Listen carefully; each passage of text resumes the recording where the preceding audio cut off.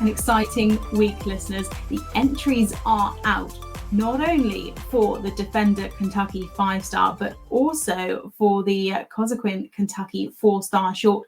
And both sections are so exciting because there's some serious competition in both Dermot Byrne. We've got a lot to unpack, haven't we, in these two classes? Yeah, it's class. It's actually, for the first time, Kentucky Four-Star is something I've always loved. I've always loved the idea of it. I've always loved the two types of horse at the top of the sport, both getting their chance to shine. This year feels, because of maybe, the small matter of Paris, this year feels like that being targeted as clearly an Olympic trial. It's going to come into its own. You've got an amazing 4-star class and you've got an amazing 5-star class. This is, I think, what the EEI, who are the managers and the patrons and how would you describe Equestrian Events Inc? They're the board, really. I guess they're the board for Kentucky, so they make all the strategic decisions over many years, and that was a big one that they had to make, the introduction of a 4-star short. I think this is what they will have envisaged and hoped would happen. It's a class 4-star short. But I think we need to start with the 5-star because there's two really interesting things. Badminton entries obviously came out this week as well. These two are always a little bit linked, Badminton and Kentucky, not just because of the fact that they're two of the big three, let's say, in terms of the long-running 5-stars, but they're also obviously pretty back-to-back in the calendar. There's a week between them this year, but there's always been loads of stories, Rosie, of people missing a flight and, desperate to get from one to the other. I remember a year where Michael and Tim were, maybe it's like 2016, 2017, we were over there, and I think they were like running pretty much from a prize giving to get to Bluegrass Airport in Lexington to get the connection to get back to England. They used to be that tight to get that Sunday night flight, so you could be arriving in Badminton for Monday. Now there's a week in between, but yes, they're linked, and they're more linked than ever this year because there's two particular ones I want to bring your attention to, Rosie, in the 5-star. Eyes a lot, Ross Cantor. Double entered. Interesting, very interesting. Yeah, I don't really have more to say other than Graffalo's not going to Badminton, which was a big surprise to me. Isolot is or was, the replacement in there. Now Isolot pops up on this entry list as well. Which is a more suitable test? I don't know. Which is a bigger chance to win a 5-star? I don't know. They're in the top 2 in the prediction center, I think, for Kentucky. Or for top Badminton, 3. They're in the top 3 for here. But I actually think there might be second favourite at Badminton in that prediction centre, which is interesting. The other one is Townend has 3 in the Badminton entry list, one of whom is Cooley Rosalind, the fairly magnificent young 10-year-old who we saw on the podium at Maryland. He's a multi-time winner of this event in recent years. He was 3 back-to-back wins before the Tammy year, before last year. If he's only got one entered here, Rosie, in Rosalind, also called Rosie, but if Rosalind is the only one entered here, you got to think he sends the other 2 to Badminton and he comes here with Rosalind after Rosalind's performance in Maryland. It's a really interesting profile of a horse. Does have the potential, to score low. Had a bit of a mare at Lamulin with a big dressage and a run out and a pull down, like it was all a very unusual day. It was unusual, but I think there was a fire in the dressage, which, throws a spanner in the works for many. There was a fire? There was a fire. The reason her test was not very good in Lamulin was there was a fire in, I think, a close building or something was going on to do with a fire. And it obviously caused her to get quite upset. I don't literally think there was flames coming out of the place, but I think there was a bit of commotion in that area. And I think that then is what upset her dressage, and then the whole weekend kind of unraveled from there. But in Maryland, she was class. Yeah, and it was really clear. If you look at the record as well, it's a really clear outlier result on the record. It's mostly mid-20s has, and then that big 37 in there. It's mostly clears and then that fault. Rosalind's a big challenger with Townend on board. A 3-time winner coming back. Early reactions. First things I'm looking at. Your world champion and Aachen champion, Yaz Ingham, tops the prediction centre, and not by a small amount either. 24% win chance, Rosie. Pretty hot favourite coming in. Really, really hot favourite. And I think she's coming back. Obviously, she was second here in 2022. She wants redemption from that run out last year. She's here to win. Not only because Paris is obviously looming, and she'd be looking to get a great placing for that. But I think that she's coming back to put that 20 penalties behind her, go one better than she did in 2022. She finished the year second at Blenheim. That really unfortunate pole down in the 4-star long there cost her the win. But, you know, like you say, Aachen champion, she's coming out and she is meaning business. Like, I seriously think that the best ever dressage score at Kentucky could be broken this year in this Defender 5-star class. It was 19.2 Bettina Hoy Ringwood Cockatoo. I think somebody's going to beat that this year, because like I say, you've got Yaz leading the prediction centre 24%. Tom McEwen, JL doubling close behind. They scored 22 last year. They've just come back from Kronenberg scoring a 20 point something. Not quite sure exactly what that was. Yeah. It was a really, really class test. They won from start to finish there. They were second last year, and that was Tom very, very clearly putting the handbrake on towards the end of the cross country. That was the big pull at the end. I've talked about it all year. Yeah, the big pull at the end. Sam had a long conversation with me about that, Rosie, where he was like, look, you don't know what it's like to know how to guide a horse home at the end of a 5-star, so I need to stop talking about it, essentially. It was on a pod. It wasn't a private conversation. It was on a pod where I was asking for kind of feedback on, as a fan, I was like, Tom, jump that and you're going to win. And he was like, slow in. And I was like, why is this happening? Anyway, Sam, for anyone that's interested, I think it might have been one of the end of year shows. I think it was, where Sam has a end of year, like the roundups or as the previews of this year. Is that kind of downtime in the season? Sam had a long conversation with me about what it's like to ride. What it's like to ride a horse, which I can't even, I don't know, I have the first idea about. So I was putting my place on that. But yeah, 20.9 have just come back from Kronenberg with in the 4-star short there. But I think that, like I say, that clear, obvious pool last year, they know each other so much better from that year experience. When they were going fast at Aachen, that was an unfortunate run up, but that happens to a lot of riders who are in that position at Aachen. The Aachen pressure builds, like you say, Dee. I know that you predicted that happening. But I think that last year was a massive learning year, and I think this is the year that we're going to see them shine. I'm going to save all this for the preview because I don't know, Rosie. I've got opinions on this stuff, but I need to make sure that I'm calm and that they're informed opinions. But it's an important year for Tom, given the disappointment of Burley to some degree in terms of the horses that went in there and, that he doesn't have available to him at the moment. Toledo being the main one, but we had that young horse as well. And Coolizer, I think I've seen Coolizer in the list for here, or is it the list for Badminton? But Coolizer's been in my general circles again recently. So he has a string. He has a 5-star horses, but there's more pressure than ever on Dublin. I think when you look at where we thought Tom McEwen might be with that number one bid with kind of 4 5-star, 5 5-star horses, I think he's the Dublin performance at Kentucky will, because of the quality of opposition, I think it'll dictate a lot of what happens in the summer for JL Dublin. Yeah. It was a couple of years ago, Rosie, where we were saying European champion with Tom McEwen, definitely going. Definitely on that plane.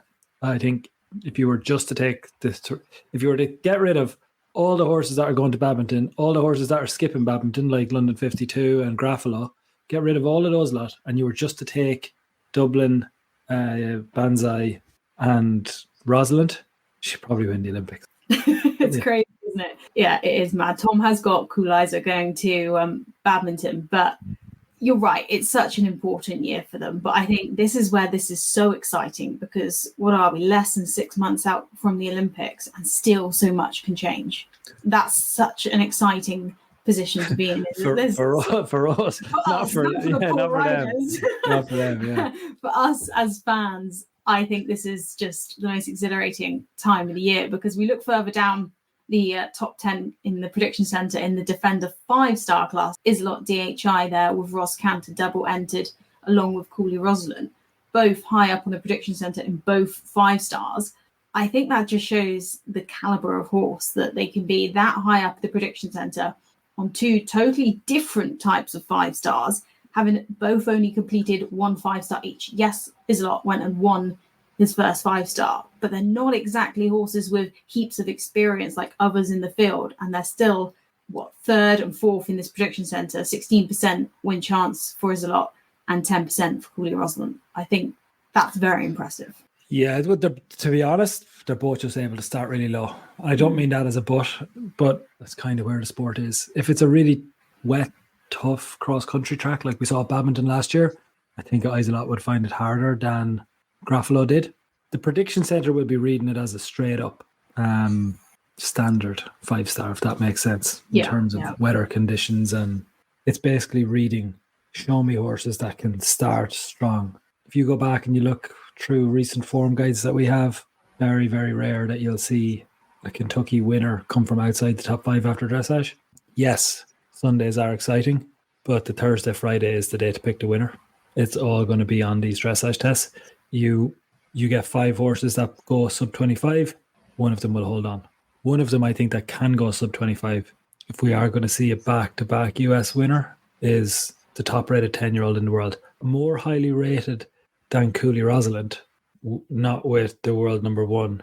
Not to say that Liz is not at the same level as Oliver or anything like that, but what the prediction centre is reading here is Rosalind is a top-rated 10-year-old, one of the top 3 in the world. I think maybe joined second, actually, coming into the 2024 season, and comes in here with a 3-time champion and the world number 1. So there is a rider influence. And we saw that a little bit at Maryland. To take Rosalind around, there is a rider influence that Oliver brings. Nutcracker is fascinating for me because I don't think we know the limit. You can probably say that about Isolot to some degree, but I think we know what Banzai, Isolot and Dublin are going to bring. And it's massive, by the way. It's a massive, massive test. We know sub 25. We know they're fast. They might get some time. They might have a run out. It is, all those things go in, but they're exposed. Nutcrackers, there's something happening here.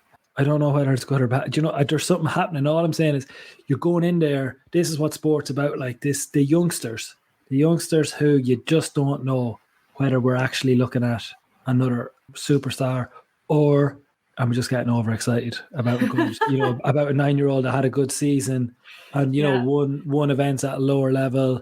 And so what? They went into the big boy class and so what? Nothing happened. We don't know. That's what it's all. That's what sport and the fun of Nutcracker going up against Rosalind Dublin, like kind of representing the US. Would you say?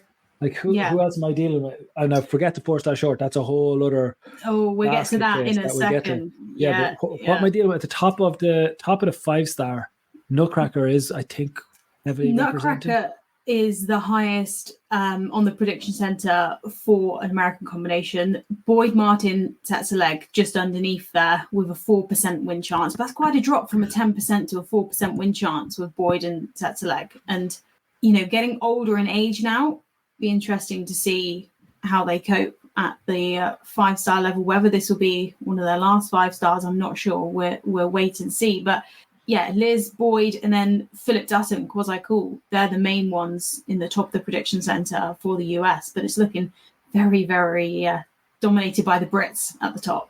And Setzer is in the badminton field of entries. Yes, another double entry.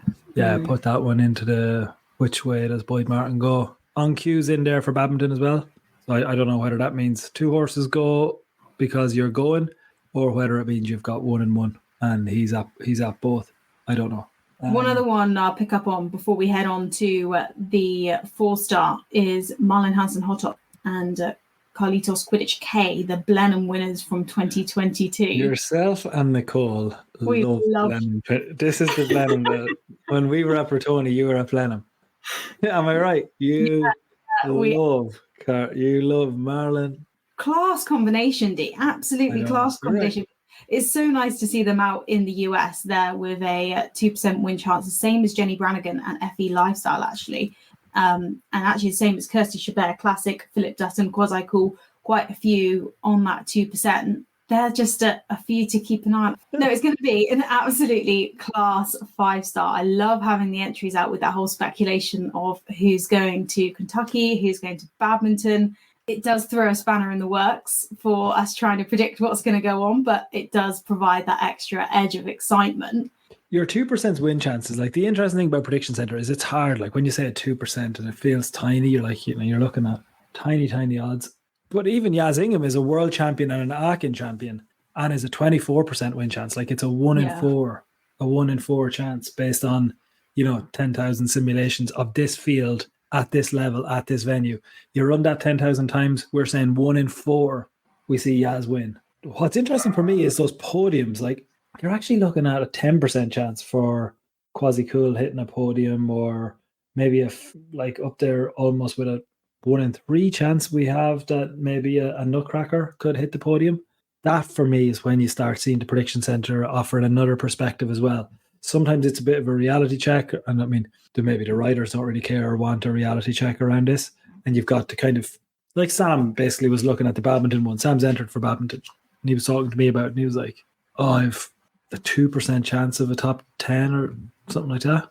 2%. And he's like, I honestly thought it was 10%. I was in the top 5 going into the show, jumping at Burley. 1 pole less, and I would have been in the top 10 at Burley. God, is it really just a 2% chance that I can repeat that and do it at badminton? That's the harsh bit of it. Like, that's the bit where you're like, well, according to the numbers, it is. Like, you can, of course, it's not going to read form. It's not going to read about what you're doing at home. It's not going to read about psychology. But it is quite cold and calculated, and it says, okay, it's about 1 in 4 that we see Banzai. By the way, 76% chance Banzai doesn't win. It's another way of looking at it. An 83% chance that JL Dublin doesn't win. And then you begin to look at them. Actually, if you're to put the top 5, Banzai, Dublin, Isolot, Rosalind, and Nutcracker all together, you still only end up with probably a 40% chance that it's none of them. It's wild when you look at it like that, isn't it? It's an open sport. And, it's a big part of the prediction center conversations in these early reaction shows, apart from just seeing them lined up. I think Sam talked about it on the badminton show, Rosie, that like anyone can look at any one of those numbers and say, don't really think that Rosalind has a 1 in 3 chance of being on the podium. I mean, I think you'd probably say it does. Maybe you'd think it should be higher. You can pick any number and say, I don't love that. But just go to where you were before a prediction center. You've actually just you've got your gut feeling and you've got a page of entries. And that's where you're stuck. So whether you're at commentary level, you're at reporting level, having them ordered, even if it's to argue with them, is the key. Even if it's to say you got it wrong, Ek ratings, that's not how it's going to play out. You've got a starting point to argue with us. And I think that's a critical part of what it does. I love those top 3s and those top 10s. It's a bit of a reminder as to how else you can use a prediction center. There's loads of good narrative, I think, that's going to come out of the 5-star, but it looks to me right now like 4 big British combinations. Loads of fun following the Isolot story between now and who can tell us if it's on the Pedon's list and who can tell us if it's actually booked in. Mm-hmm. Flights are paid for. If flights are paid for, Rosie, they're probably going to Kentucky. Yeah, but that's the information that we need. But I think that's where I think you've got 4 big British horses arriving. Really interesting to see those. A defending champion in Oliver, a badminton champion in Roz, albeit not with Isolot, but the pole champion, a 5-star winner. You've got a European champion in JL Dublin, and that's cool, isn't it? And then you've got the world champion in Banzai and an Aachen winner, and that's just the 5-star. Let's go to the main event, the 4-star. The 4-star is wild, listeners. From a US point of view, it is wild. Tammy Smith and My Bomb, obviously winners of the 5-star last year, topping the prediction center in this 4-star short with a 21% win chance, but very hot on their heels of a 20% win chance. Will Coleman and Chin Tonic HS. They're the 2 that are kind of out in front with the win chances. But you go further down, Liz Halliday has got 2 in the top 5. Tammy Smith rounding out that top 5 with Danito. Where do we even start? It's crazy, isn't it? Yeah, and I mean, you've got to go even further down before you get to Will Coleman off the record, an Aachen winner as well.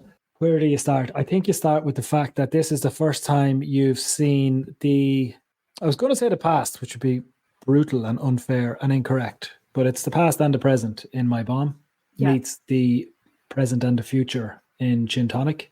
And I think it's fascinating that you see them actually with a 21% win chance and a 20% win chance. They're 2 different types of horse. Both are able to deliver very, very, very low starts. We've seen a what, a 20, 21 maybe. I think Tammy and my bomb were in the, not necessarily the year they won it, which was pretty low, but the year actually that they had to pin, which was 2 years previously. So the year before they won it, they went to Badminton. The year before that, they broke a pin at Kentucky whilst in the lead, or, close to the lead, very, very close to home as well. But on maybe something like a 21. Now we've seen Chin Tonic deliver that as well. Now Chin Tonic went to the 5-star last year, and I think we saw the big chink in the armor that potentially Chin Tonic has, which is if it becomes a stamina test at 5-star over that long, that's not the game Chin Tonic is here to play. Chin Tonic won't have to play that game in Paris, which is a big target obviously for Will and that team.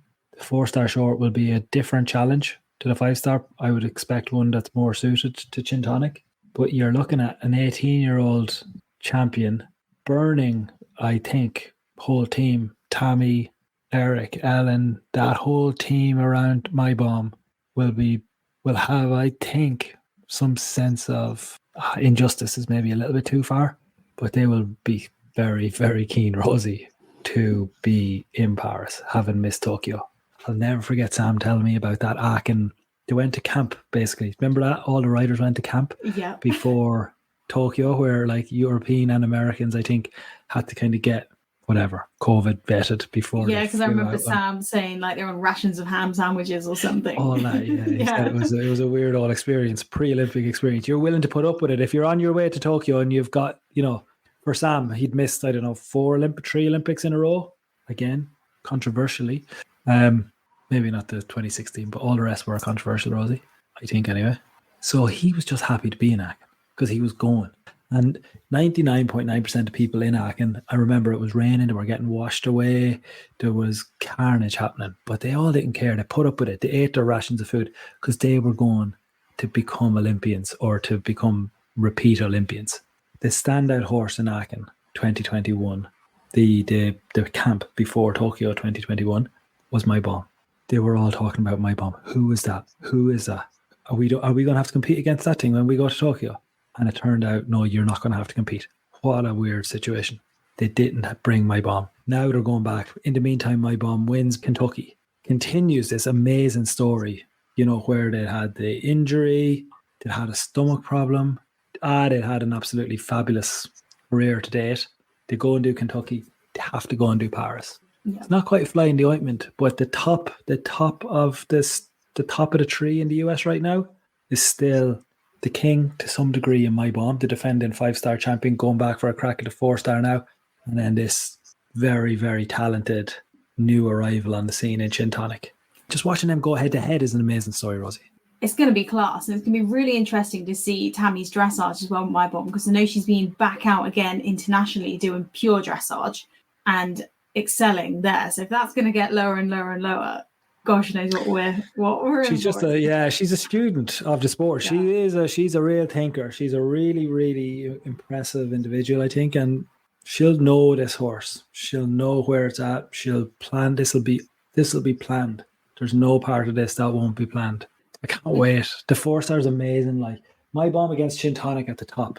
Then you got Mixed Master C Liz Holiday. Mixed Master C Liz Holiday is a horse that we've talked about for years and years. USEA podcast, Rob Burke and Nicole. This was a horse that was always on the radar, eventually makes its way to Liz.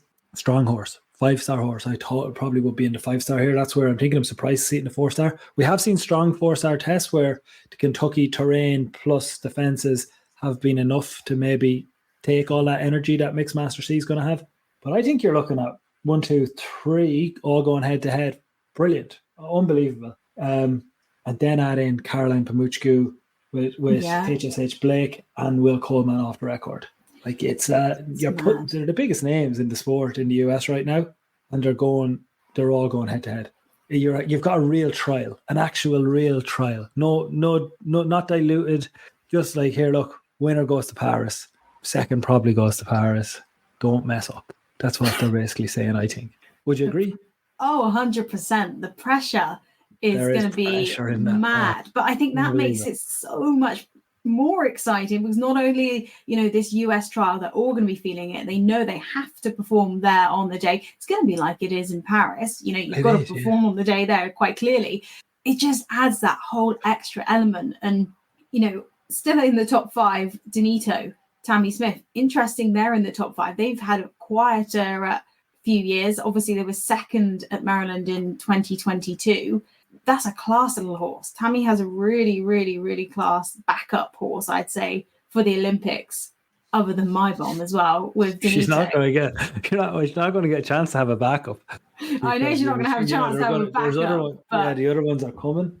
But you're right. Like, to be honest, I think don't write him off is all I'm saying. Don't write him off. No, I mean, that would be silly. I think that could be worse than Paris, that 4-star short. Because at least if you get to Paris, you're an Olympian then, and you're like, right, I'm going to do my best. I've got all my gear.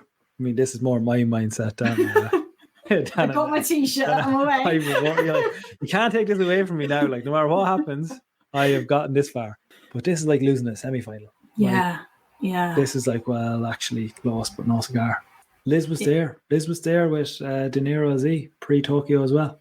She's coming back with them all. But this is there's more to follow on this. Okay, we're not finished here yet. It's going to be absolutely class. Listeners, do keep your eyes out for obviously when the preview show comes. I know that we've got more Inside Kentucky shows coming in the build-up, so keep your eyes peeled for them. But Dee, can't wait. It's going to be great, isn't it? It's going to be great, Rosie. Welcome to Quickfire Questions with Fairfax and Favour, where we will be putting some quickfire questions, as the name might suggest, to some of the best riders in the business. And today's guest is the 2020 USCA Leading Rider of the Year. It is Liz Halliday-Sharp. Liz, are you ready? I'm ready. What was your favourite event? Buccalo, 100%. What Fairfax and Favour boot would you wear to a trot up? Well, that's a big question because I wear a lot of different ones, but my main go-to would be the heeled Regina, the Amira, and of course the Kensington as well. What is the best piece of advice that you have ever been given? It was actually from my dad, who told me to never be afraid to take risks. What was your first ever Blue Box delivery? It was a beautiful pair of navy blue heeled Regina boots. Liz Halliday-Sharp, thank you very much for going under our quickfire questions with Fairfax and Favour. Thank you. It's been my pleasure.